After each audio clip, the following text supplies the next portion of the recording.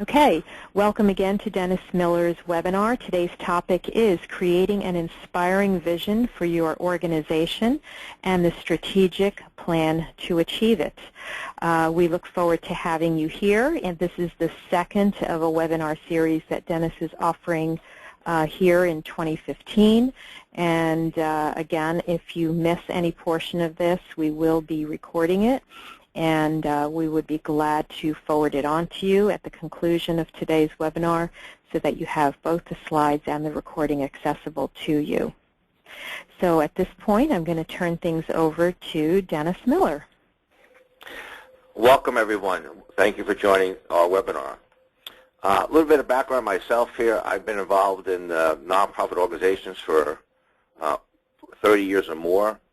I spent 25 years as a healthcare executive CEO, and past 11 years I've been working exclusively with my own firm with nonprofit organizations around the country and locally on being a board and leadership coach, a strategic advisor, retreat facilitator, and do a tremendous amount of organizational and board performance assessments.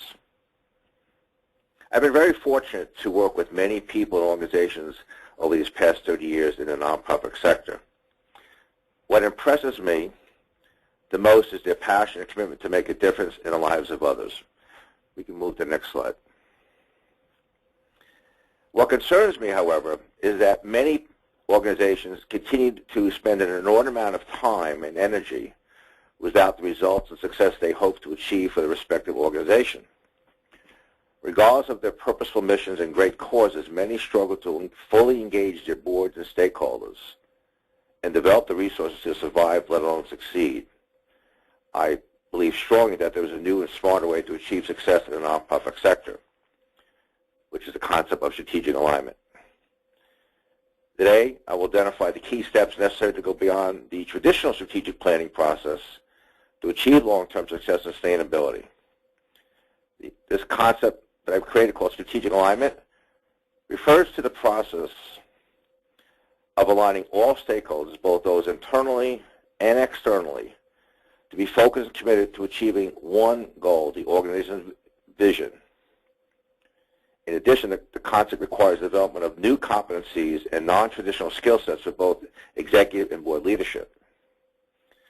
As many of you know, the traditional way most nonprofit organizations embarked on the strategic planning process often begins with high hopes but concludes in disappointment with little achieved, and the result often ended up sitting on someone's shelf collecting dust.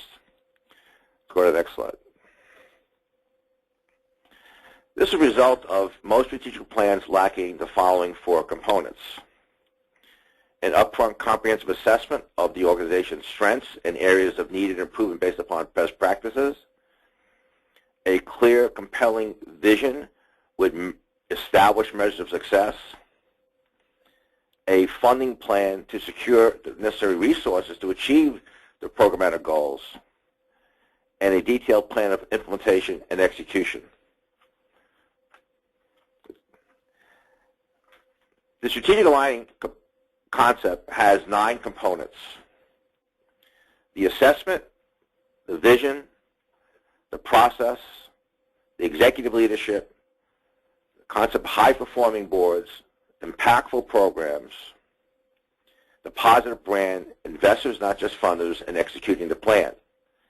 Before we move on, I want to spend a little time that I came to this concept from having performed numerous organizational and board performance assessments. What became obvious to me when conducting these assessments was the absolute lack of any real alignment of the organization in pursuit of an agreed-upon vision. Many times, the organization either did not have a vision or future direction to follow, and even those that did have a vision statement sometimes admitted it was often more than a meaningless statement about becoming all things to all people or something like that. There was no organized plan of action to incorporate the work of the board and the efforts of leadership and staff towards this vision.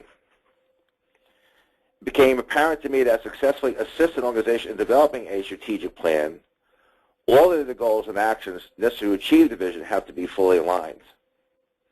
The entire organization, including the work of the board, leadership, and staff, have to be restructured to require individual goals to be fully aligned with organizational goals. Now, too many organizations in the strategic planning process focus exclusively on the external environment. What's going on in the organization's community? What's going on in the environment? From my experience, though, the major reason most organizations fail in their ability to address, they fail in their planning process because they fail to address their internal obstacles. The overwhelming reason most nonprofits fail is a result of not adequately addressing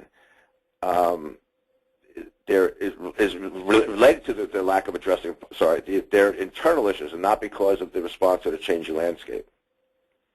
Internal obstacles often include the lack of trust and respect among senior managers, stale programs, board members who have stayed far too long, and a lack of contemporary leadership skills. Organizations that are in alignment have the following characteristics: strong organizational self-knowledge, engaged key stakeholders, an inspiring vision, and all the components we just had. So let's now turn to the first one, the assessment. Few of us can imagine going to a physician to perform surgery without that surgeon having thoroughly examined our x-rays, our blood work, and even done a history and physical on us. Yet we often embark upon a strategic planning process without first performing this comprehensive assessment. Now, traditionally, the most common approach to this was doing a SWOT analysis, which stood for strengths, weaknesses, opportunities, and threats. Based upon my experience, most SWOT analyses are rarely effective in assisting an organization to getting to know their organizational soul. Areas of improvement need to be based upon a comprehensive knowledge of best practices that an organization will need to develop and achieve their vision. The one question many often ask after a SWOT analysis is conducted is, so tell me exactly now how this information is going to help me. I have seen far too many clients who had previously had a SWOT analysis performed who still have no clue as to how to improve or build a strong organizational capacity for success. Next phase of the assessment is to do a comprehensive informational review, which includes looking at board minutes, financial statements, prior strategic plans, management table organization, board structure and committees, program of service with statistics, marketing, public relations, and annual events and fundraising as well. The questions that one should ask during the assessment, conducted by obviously an experienced objective facilitator, are open-ended questions to ask people how they think about their organization, such as, is there clearly an articulated vision? How effective is the organization aligned to achieve that vision? How motivated and engaged, in your opinion, is the board? What obstacles are to developing governance best practices? How does the board measure success? Is there an annual evaluation of leadership performance? Does the board evaluate its own performance? Those are some of the examples there. Big part of the assessment is obviously crucially to be able to identify the leadership and management issues that prevent people from performing the duties at the required level. As I indicated before, the biggest reason nonprofit organizations fail to achieve success is their inability to confront poor performance at all levels. Oftentimes, those internal obstacles are missed or non-addressed in the traditional strategic planning process. Best practices. There's a whole host of best practices in nonprofit, including best practices of board governance, of leadership competencies, of branding and marketing, and of fundraising and of organizational infrastructure development. And so what one wants to do in the assessment process is to get an understanding of what needs to be improved to achieve a best practice. Let's move to the next slide.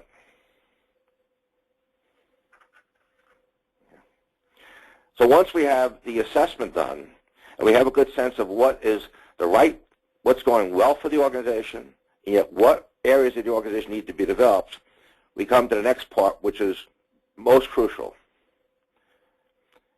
It's amazing that sometimes the simplest thing in life is the most difficult. Asking people to explain their mission is an easy question to get an answer. It's extremely difficult at times to ask members of the board or the management team to talk about what is their vision? So let's first define what a vision is. A vision is an attractive, credible, realistic future for your organization. A destination of a future that in important ways is better, more successful, or more desirable than your present. One of the big developments in vision setting these days is in the old days, the vision was about your vision for your organization. We want to be the premier trade association in Delaware. We want to be the premier behavioral health care organization in Montgomery County. It's about what we wanted to do. Today, your vision needs to be about those that you serve. How do you see your community being different based upon that? So it's not about just you. It's about what do you want to see in your community in terms of what you're doing here. It's crucial to develop a vision to chart this new course for the organization here. A leader needs to be able to articulate this vision and build a plan to make this vision become a reality. In the old days, the board set the vision and management was told to implement it. Today, an effective leader must work in partnership with the board to create the organization's future direction. I would further say that a gentleman by the name of Bert Nanas, who is the author of Visionary Leadership and written a number of books on leadership, had described vision a little bit further. Vision should be a realistic, credible, attractive future. It should be an articulation of the destinations towards which your organization should aim, a future that in many important ways is better, more successful, or more desirable than your present. It is a signpost pointing the way for all who need to understand what the organization is and where it intends to go. Successful leaders know that nothing drives an organization like an attractive, worthwhile, achievable vision. Based upon my experience, your vision for your organization is to set standards of excellence, inspire enthusiasm, encourage commitment, and also be well articulated and easily understood. How does one go about creating this vision? Certainly one can have a steering committee of the board and management and be discussing obviously some of the key issues that are going on and what needs to be done to address them. Can be discussed at a retreat. You can identify major goals, or you can take a hike in the woods and come up with that vision. But creating the vision about where you want to go and how that's going to look, but more importantly, how will you measure your success? Too oftentimes we have vision statements that become nothing more than meeting the needs of an accrediting body without having a plan to measure your success. Let's move to the next slide. What's the process for building this strategic plan under the concept of strategic alignment? I believe there are 10 major points in developing your plan. Number one, obviously, is engage as many stakeholders as possible. You will find that the more people are committed to your plan when they've been asked to participate in its development. Number two, stay focused on the critical issues. Far too often, people can get into spending too much time and energy wasted on issues or information that are not critical to the success of your organization's future. Number three, keep it simple. Don't make it any more complex than it already is. Number four, make sure you get good ideas from everyone. Listen to your stakeholders' different points of view. Encourage people to speak candidly about their hopes for your organization and what they would like to see accomplished. It is also amazing to me how many organizations never consider even asking your key donors to participate in their strategic planning process, yet get disappointed when they don't contribute to their expected levels. Number five, and I think this is also extremely important, build a plan that is connected to people's heartfelt emotions. If people are not passionate about the plan, they will most likely not participate in its implementation at any level of required success. Number six, invest the time required to develop an implementation plan. The biggest reason for failure is not properly investing the time and resource for execution. Number seven, focus on results and deal decisively with all obstacles you are facing when we talk about those obstacles in the assessment process. Far too many people go ahead developing a strategic plan without looking at the obstacles in their organization that are not being addressed, which are preventing from success. They have to be addressed up front. Be prepared to modify your plan. Now, many organizations don't need to start a new strategic plan. They may have already had one. It could involve enhancing it. Take a look at what you've already succeeded, what you had success with, and now knowing where the organization is in its life cycle, what is the next steps. But this process of strategic alignment is very applicable whether you are starting from scratch to build a plan or whether you've already had a strong level of planning success and a culture of planning to take you to the next level here. Next, it's very important to communicate your plan to all stakeholders. It's amazing how many people have told me they've asked for my input, but then they never got back to me on the final results of the plan. It's very important today to promote your achievements and successful results. Next is make sure you have developed a list of success factors for measuring and monitoring your progress. I recommend creating a one-page scorecard for your board and leadership team. And finally, obviously, invest in execution. It's also important when developing goals for your strategic plan is to keep it simple. Organizations that create far too many goals achieve very few. I always recommend that have probably 2 or 4 goals in a strategic plan, but not 10. And those goals should have the following 5 components before we get to executive leadership. We'll just go back to that. They need to be specific. A goal must be clear and easily understood. A goal needs to be measurable. Today's reality is that one has to measure their success. Number 3, it's got to be attainable. It's got to be realistic. Can't be pie in the sky. Number 4, it must be relevant. And 5, there needs to be timetables from the beginning and end points. Now let's turn to executive leadership. A question that from certainly many board members is that what are the leadership skill sets that you may seek if your executive director was to retire or step down or leave for the job today? It's been estimated by research that over 50% of current executive directors in nonprofit organizations will retire in the next 5 to 7 years. As many of you know, traditionally, skill sets for executive directors range from being passionate about your mission or program development skill sets, perhaps securing grants, community relationships, and overall good management skills. Those are all crucial. But today, I believe the competencies of executive leadership to achieve your results are the following 6.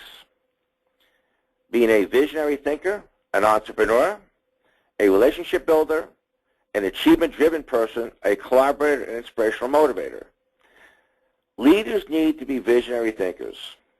As we talked about before in Vision, today's executive directors need to chart their future direction for their organization and communicate to all stakeholders. Being a visionary thinker is reflective of the entire new competencies for today's leadership. Where competencies of being mission-driven were important previously, today it's being visionary.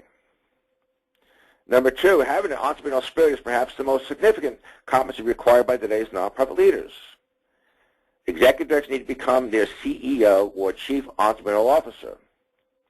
Where in the past, executives had to manage their organization revenue, today they need to creatively build a revenue base by generating investments for their organization. It's a whole new ballgame. They need to create revenue by building relationships with those willing to invest in them. In the for-profit world, chief executives are paid for increasing their stock price and improving their net worth of investors. The nonprofit leaders of today need to do something very similar. Another competency, obviously, is the ability to build trusting relationships. The executive director or executive leader is the face of the organization. This is one area that you can't hire or delegate the ability to build relationships. That must be done with yourself. A key part, obviously, of building a relationship is the ability to establish your credibility with your colleagues. Whenever one consistently makes decisions that benefit the organization, decisions that align with the organization's mission, you earn people's trust and respect. Another competency, obviously, is the issue of being a chief branding officer. Now, for most of us, we had a difficult time wanting to tout our chest and tout our achievements because we went into the business wanting to do good and for our community and for others. And there's nothing wrong with that, and that still remains as well today. But too often times you hear in the nonprofit world that our organization is the best kept secret in town. Today, it's crucial to become the Chief Branding Officer.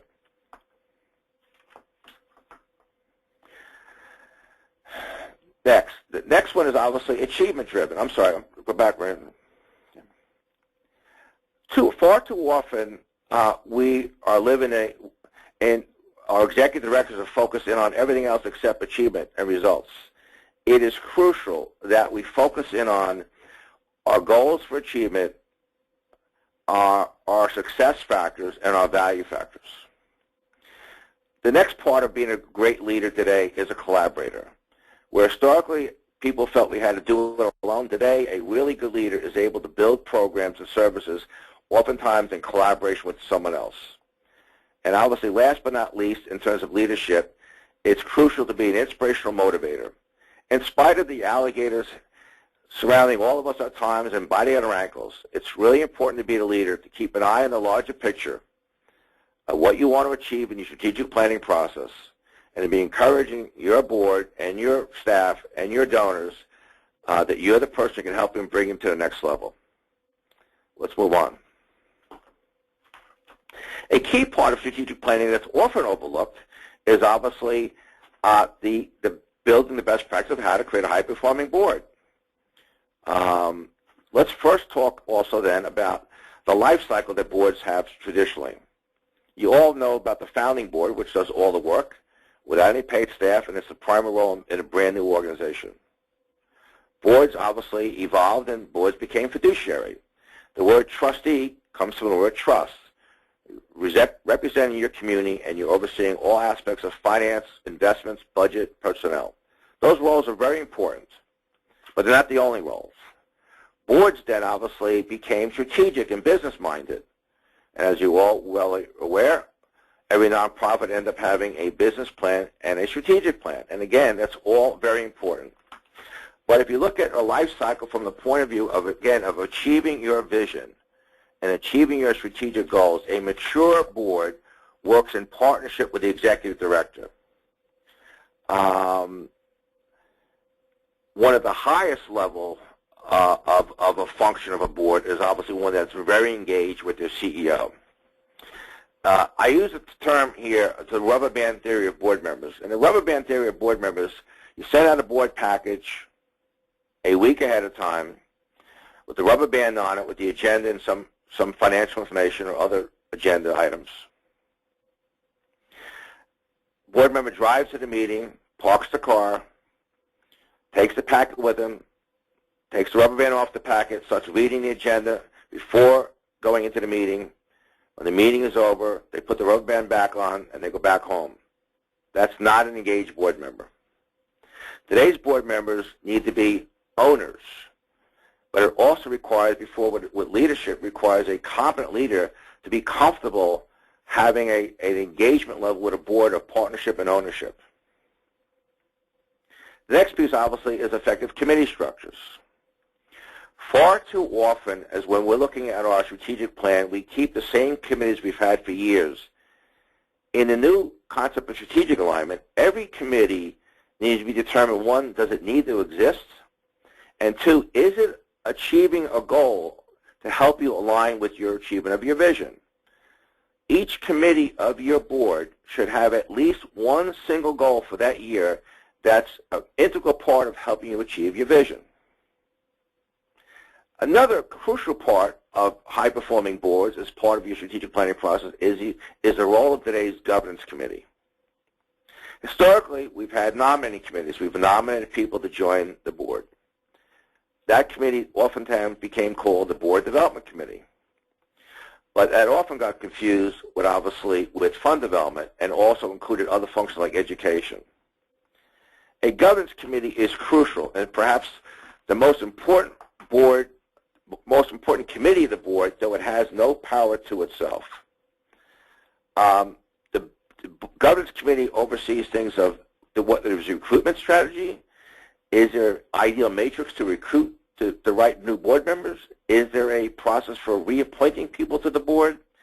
Are the bylaws up to date? Is there a retreat being planned? And last but not least, it's crucial that boards perform their evaluation of their own performance. The expression that I've always used is that good boards evaluate their CEO or executive director, and great boards obviously evaluate themselves. Last but not least, it's really, really important to have succession planning at the board level. It's so often the case that when a board member says, I'm not going to be the chair any longer, I have a difficult time, someone wanting to step up for a lot of reasons. They've not either feel comfortable or confident in being trained, or they see a board that's working dysfunctionally and not at a high-performing level because they're not working in partnership, they're not working towards goals, and they don't have a way of measuring their success. Let's move on. Okay. Obviously, the reason that all of us exist is the programs we have. Programs and services are our core purpose. One of the biggest issues for nonprofits is often the fact that they chase the money. They go after where the grant is available. I recommend people not to chase the program. When you build programs and services that are impactful, that are measuring the success of the program, there'll be ways of attracting money for that program. Far too often we chase the money, and when the grant ends up, we wonder, and we keep the program running. We wonder why we're losing money. We spend all our time in board meetings on dealing with negative budgeting issues when we just chase the money, and we often get involved, as all of you are familiar with the term, mission creep. I believe when you're looking at your programs, you need to look at a couple things. What's the demand for your current program? Is it strong? Is it expected to continue? What is the population estimates and other demographic data? Does it indicate a real need in your community? Have you established evaluation and measurement tools? Do you have a reputation for excellence? Are there public sources only, or are there private sources available for your programs? Do you have a high degree of confidence if you're going to embark upon a new program that you can make it successful? Are you duplicating and competing with just others in the area of similar programs that are draining your own resources? Obviously, we all know that financial sustainability is a key goal of any strategic planning process, especially in the nonprofit sector. So it's crucial that when we take a look at our programs and services, they need to be impactful. We need to measure their success. That's a big change that's taken place lately. You all familiar that funders, both public and private, are seeking measurements and outcomes. It is no longer acceptable to just provide programs. One needs to determine the results and the outcomes of those programs, and also to communicate those programs. I want to talk a little bit about collaboration, affiliation, and mergers. We talked about it before in terms of a leadership competency. But collaboration is a key strategy for program effectiveness and development. You don't have to go it alone anymore. So many corporate funders are seeking opportunities where people can collaborate on the program. Collaboration, we dealt with at the last webinar on collaborations and mergers, but it's a process of working together with another organization to realize shared goals. I think a key part of any strategic planning process is look at current programs, which program needs enhancement, which needs to be developed, or if there are programs that are draining resources, not having a successful outcome, do they need to be eliminated? And I know those are tough decisions to make here, but it's crucial that those discussions be taking place. Obviously, mergers can be a very effective tool as well, but that's beyond the scope of our webinar today, and we dealt with that at the last time. Let's turn to the next topic here.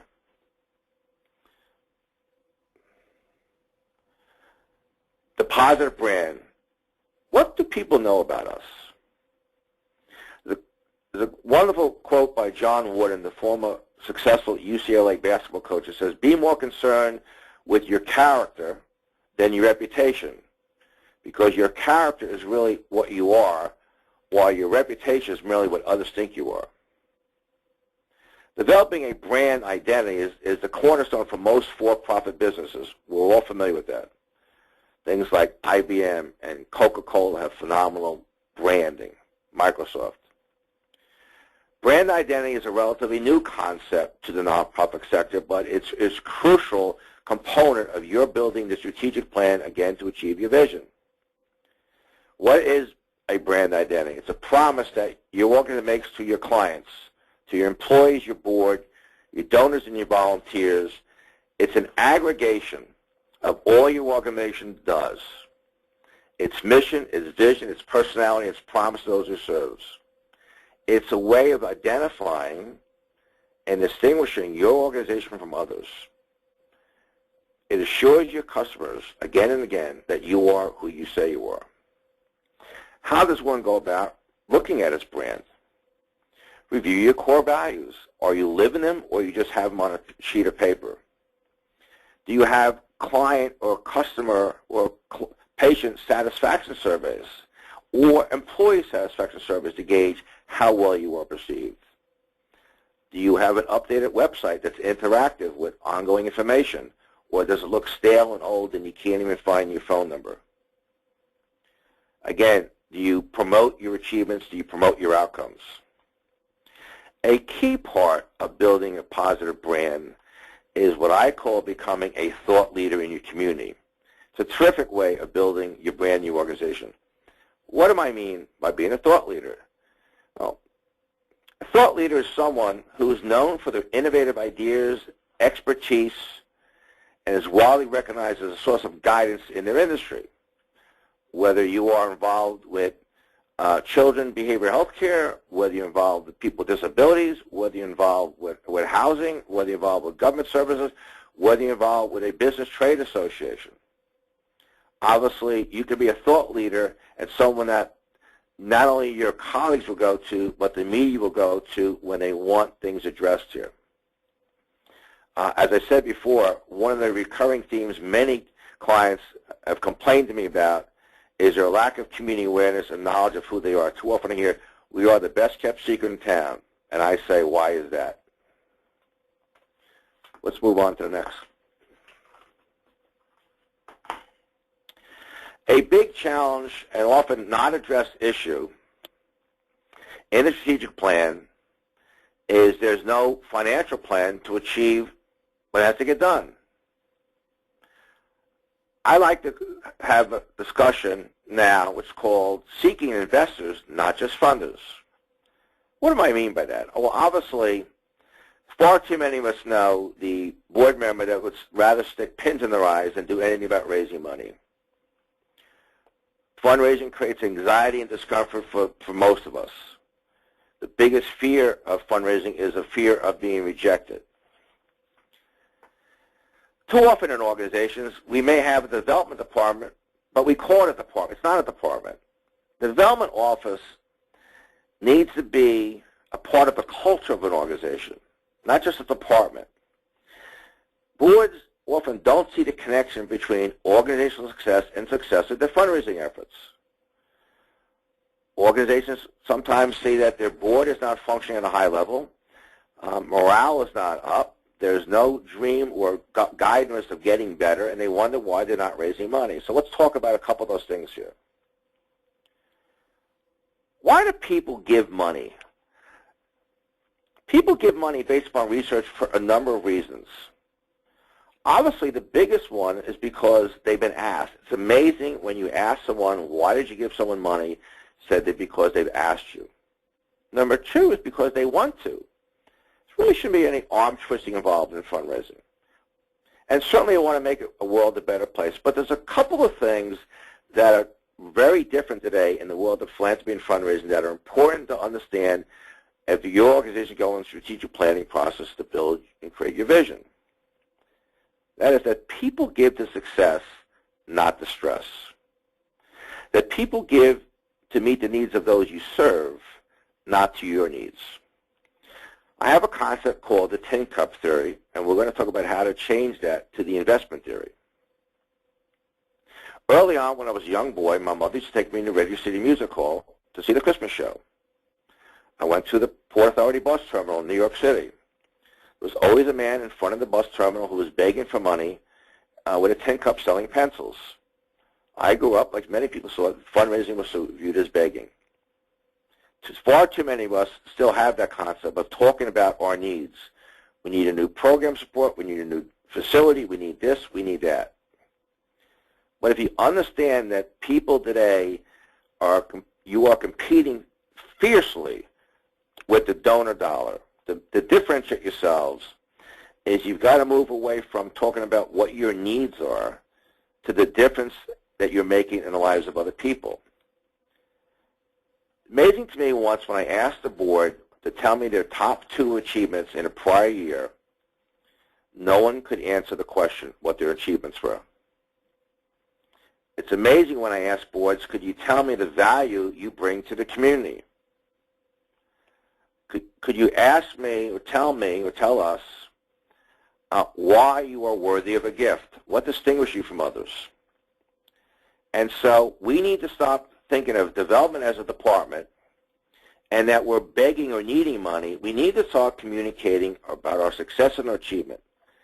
Board members will be more comfortable and more ready to help you seek investments when they are knowledgeable about the successes you're having and why you want to invest in success. If you're having a successful outcome on a children's program, you want to talk about not just what our needs are for that program, but the success we've had, and we want to maintain that success. Now, there's a concept on your screen there that says how to avoid the fundraising Bermuda Triangle. Certainly a little play on board, but oftentimes what happens in organizations, people begin to point their fingers at each other. The development officer points their finger at the board for not helping. The CEO points their finger at the development officer, and we wonder why development officers leave our organization on an average of 18 months. To avoid the fundraising Bermuda Triangle, as I described it, is when all 3 parties, the development officer, the chief executive officer, and the board are all on the same page and not blaming each other. They all understand they have a solid knowledge and a role to play. Let's talk about what that role would be. Obviously, the executive director is the chief sales officer, the letting people know what you do. Chief relationship officer, the face of the organization. You are the chief communications officer. The chief brand builder and the chief fundraising officer is the CEO's role.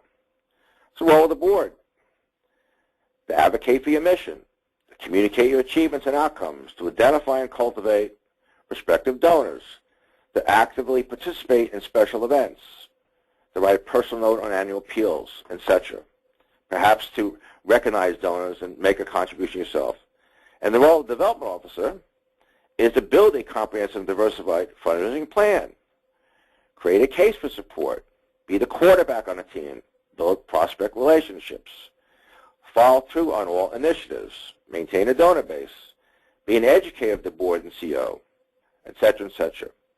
Too often you hear, my CEO won't help me, or my board expects me to do it all by myself. When your board begins to connect the issues of investment theory, you'll be much more successful, obviously, in fundraising.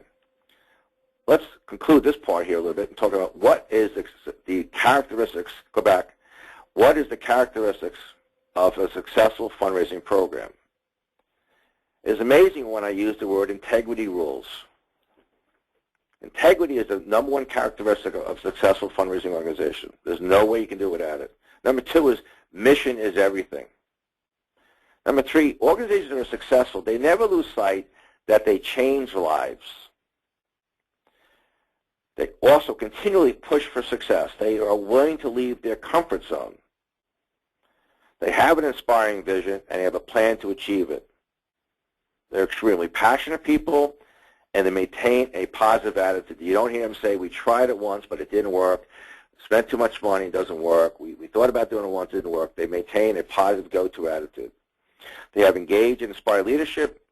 100% of the board contribute annually. They're constantly seeking new, fresh faces for the board, and they're always acknowledging their donors. Before we turn to the issue of execution, let me say this. When your board and your leaders begin to connect integrity, passion, and investment theory of fundraising with the integration of high-performing board governance practices, inspiring leadership with new competencies, and visionary thinking for your organization, you will dramatically increase your donors and dollars, and you will be in strategic alignment. Let's turn to the final section on successfully executing the plan. Okay, so we have this plan. Everybody discussed it. It's been approved and reviewed, and then what happens? This is so far often the case where the plan fails right here. More than 60% of organizations in research shows that they have difficulty executing the strategies that were formulated during the planning stage. Let's go over some of the reasons why that is here. One, how do you avoid poor implementation? Well, people need to be trained on how to implement. There's often a very strong resistance to managing change. There's, as we all know, the issue of self-interest versus organizational interest.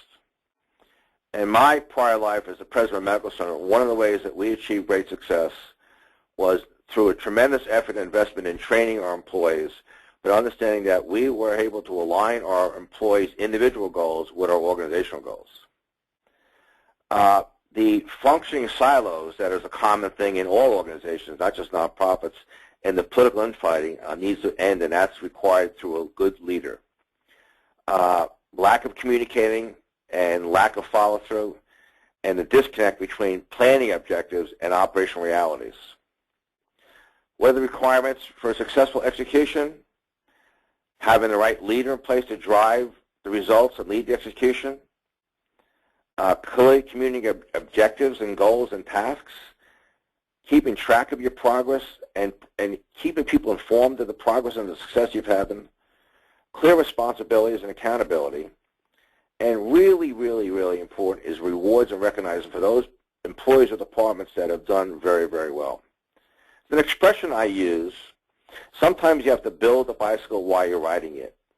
What I mean by this is that one cannot simply wait for a strategic plan to be completed in order to begin to make changes to your organization. In order to build momentum, I recommend you address the low-hanging fruit first. Don't tackle the most difficult changes first. Gain success early on, leading to positive morale and confidence building. Identify those changes that are most politically difficult and develop a longer-term strategy for addressing those. And I believe consistently communicating to your board and management team all the changes that have to be done. I recommend that everybody create a report that indicates where the strategy is and has 3 indicators: a green light, a yellow light, or a red light. When the organization's goals are moving forward, it gets a green light, you don't have to spend any time on it. When it's a yellow light, it means some progress is being made, but perhaps not enough. And obviously, red light is when obviously there's no progress being made. It's really important today, in order to achieve your vision, achieve your successful goals, you've got to transition your organization from a culture of planning to one of managing for results and outcomes. I can't overemphasize that. Too often, strategic planning is detached from day-to-day operations, giving it a bad name. It may be valuable to your organization to spend more management time on reporting achievements than on reporting problems. I strongly believe that every individual has the potential to develop into a truly effective leader, and that every organization has the ability to achieve their dreams. I have seen first-hand organizations that have had poor images, poor morale, and poor financial performance develop into tremendous community assets by following and implementing these strategic steps outlined in today's webinar, which is the assessment, discovering your soul, your vision, what are your dreams, the process, how to build your plan, executive leadership, why today CEO means Chief Entrepreneurial Officer, how to create a highly performing, engaged board, partnerships with you, how to build impactful programs and knowing when to collaborate, affiliate, or merge, building your brand so people know who you are and what you stand for, seeking investors, not just funders, so people give the success makes sense, and executing a plan. My experience has been that the fun in life is accepting challenges with a positive attitude and developing those around us to work towards that common vision. For many of you, the questions that we'll get to next, there will be many day-to-day challenges that you must confront and at times it will be very difficult to see the light at the end of the tunnel. However, you must work through this difficult period. Everyone that I know who has achieved a level of success worked very hard to get there. It takes courage to lead, particularly when you are caught up in managing so many day-to-day challenges, as I said, the alligators around our ankles. Still, one person can make a difference. A passionate, inspiring leader is responsible for creating this vision and building a plan to make this vision become a reality. Overcoming obstacles and challenges creates real leaders. Think positive and develop a can-do attitude.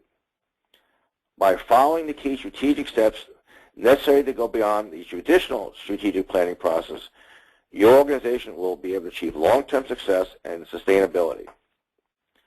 Let's now go to some of the questions.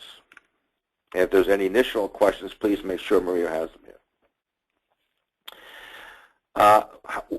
Question is, while we recognize the importance of vision, how we are so consumed with a day-to-day task, how do we keep our vision infused and move us forward? Well, it's a challenge for everybody.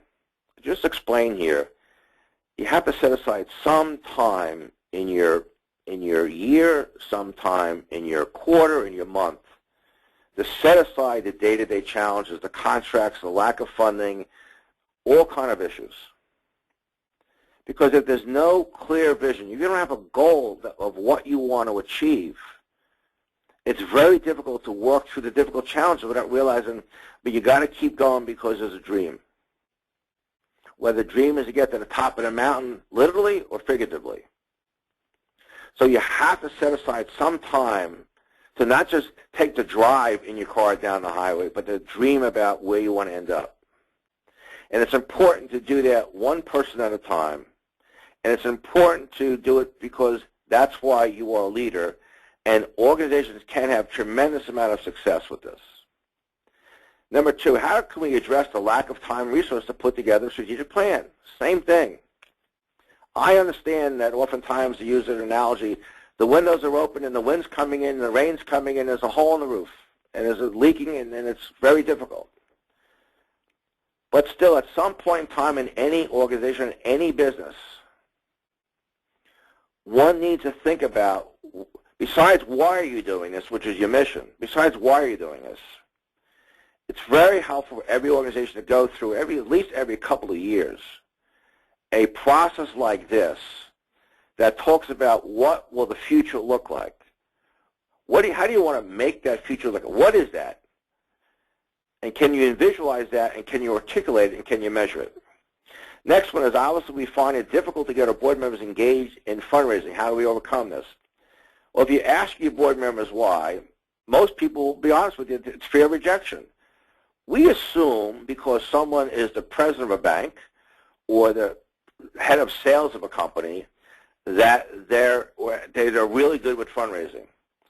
Again, you go back that most of us lack confidence in fundraising, and it's the same thing as having a little boy or girl go up to bat at Yankee Stadium. We need to get your board members more engaged, to get them over this difficulty of fundraising. Actually, I don't even want my board members asking for money because they're not going to ask for enough money. They'll accept a low payment. Start to talk at your board meetings, in your management meetings. Start to talk about why you're making a difference in your community, the value you're bringing to your clients, to your customers, to your consumers, why you're here, why you exist. Start to have a conversation about that. That by itself will engage your board members. Then the question becomes, are we worthy of someone's gift? Are we worthy of someone's investment? Next question. What do we do with our limited funding resources to create an inspiring vision and the manpower to execute? I hope by participating in today's webinar about creating a vision and a strategy to achieve it through the concept of strategic alignment will help you realize that even with limited resources, you begin to guide yourself a little bit forward. What would that future look like for us? You have to go home at the end of the day, and even though it's tough, you got to go home knowing that that's where you want to get to. I'm going to turn now back to Maria to see if there's any additional questions that may have come up or not. Dennis, I have not seen any additional questions come in yet. I'm going to encourage you to go ahead and type into the chat box if you have any additional questions for Dennis, and then if you've got the question in your head, perhaps somebody else on this webinar does as well. In the meantime, as you're doing that, I will just give you some information about the next one in the series. The topic is increasing your leadership potential for today's nonprofit organizations. It's going to be held on yet another Friday the 13th. This one will be in the morning from 9:30 to 10:30 a.m. or roughly there. And so we hope that you'll be able to join us, and we'll make sure you get an email with a registration link about that one as well if that topic is of interest to you, or please do share it with someone else who could potentially have that as an interest for themselves. Dennis, I've not. Go ahead. I'd like to let all the people participating in today's webinar know that if anybody would like to have a brief confidential and complimentary telephone conference call, please reach out to me. You have my email there, dennis@denniscmiller.com. I'd be glad to go over complimentary any issue you may be having in this process here. In the book to the left, the Power of Strategic Alignment outlines the concept of today. And my other two books are The Nonprofit Board Therapist, How to Integrate Governance, Leadership, Visionary Thinking, and Philanthropy. And the first book with my face on is obviously The 4 Pillars of Successful Nonprofit Leadership. I hope today's webinar was helpful to you, as all of you are dealing with the passion for your organization but wanting to sustain itself and succeed. I do believe that the traditional strategic planning process, which starts off with a high energy level, often ends up with little achieved. I do believe the concept of strategic alignment, of doing the assessment, of getting to know your internal obstacles as well as your internal strengths, which often must be sometimes facilitated by an outside person, and then having that vision and building everything around the vision, have everything aligned, as well as knowing you may need new competencies at any level. I do believe, from personal experience and my client's experience, that you will achieve great success. I thank you very much again today for participating in today's webinar. Thank you, and hope to see you all next week next month on the webinar. Bye now.